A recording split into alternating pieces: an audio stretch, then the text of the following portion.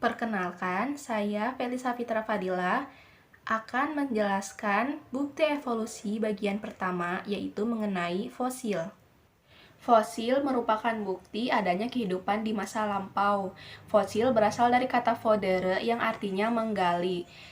Fosil berasal dari hewan atau tumbuhan yang telah mati kemudian menjadi batu dan mineral, tetapi tidak keseluruhan organisme ini akan menjadi batu maupun mineral, hanya beberapa bagian saja seperti tulang atau kerangkanya.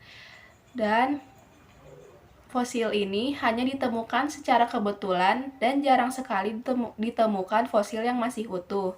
Hal ini dapat dipahami karena ada beberapa faktor yang menyebabkan hancurnya jasad dari makhluk yang sudah mati, seperti proses lipatan bumi, air, pengaruh air, bakteri pengurai, dan hewan pemakan daging. Ilmu yang mempelajari tentang fosil disebut paleontologi. Apa hubungannya penemuan fosil dengan bukti evolusi?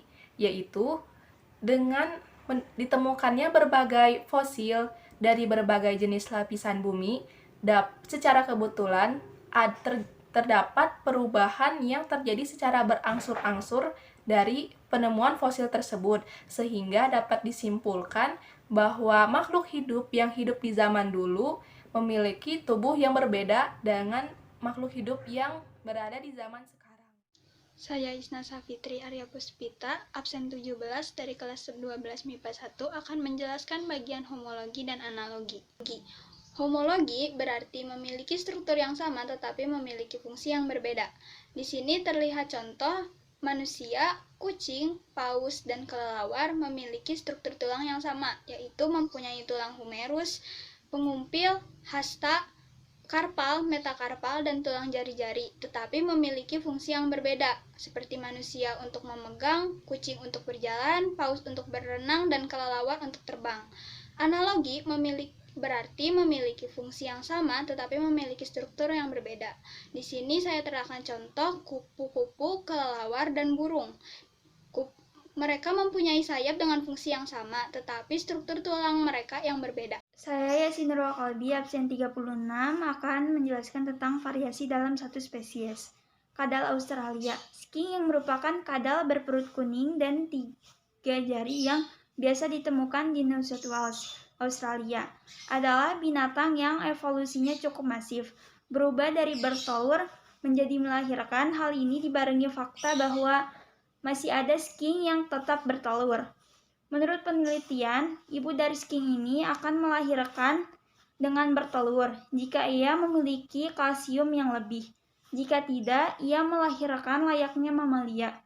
Perbedaan nutrisional dipengaruhi habitat, di mana habitat dingin akan membuat sekresi kalsium berlebih, di mana sang ibu akan mengembangkan sistem layaknya plasenta di mamalia. Namun, ketika seling tinggal di pesisir pantai yang hangat, ibu akan bertelur karena kalsium yang tetap ada dalam tubuhnya. Di sini saya akan menjelaskan tentang embriologi perbandingan. Embriologi perbandingan, ontogoni, adalah perkembangan individu dari satu sel menjadi individu dewasa. Filogoni adalah sejarah perkembangan makhluk hidup dari makhluk hidup yang sebelumnya.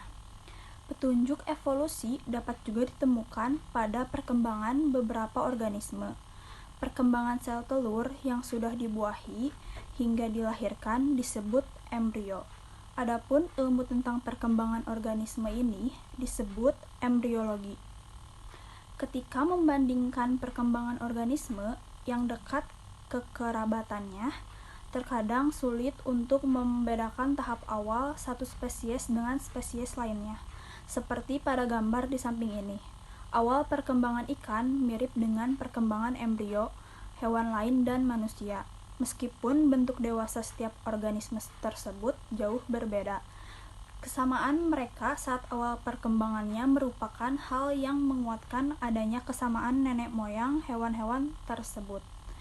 Kesamaan embrio ini sering digunakan sebagai petunjuk adanya evolusi.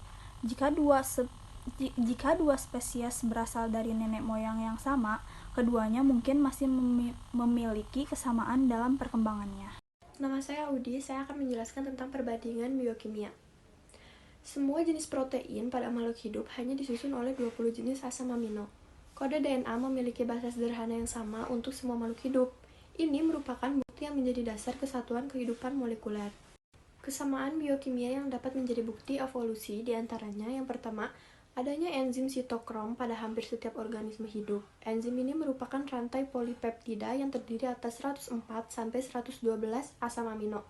Yang kedua, urutan asam amino pada hemoglobin mamalia menunjukkan kemiripan, terutama pada spesies yang diduga berkerabat dekat. Nama saya Ilma Yulianti, dan saya akan menjelaskan tentang alat tubuh yang tersisa. Jadi, alat tubuh yang tersisa sebagai bukti evolusi adalah alat tubuh yang sudah tidak berfungsi tetapi masih dapat kita jumpai di dalam tubuh.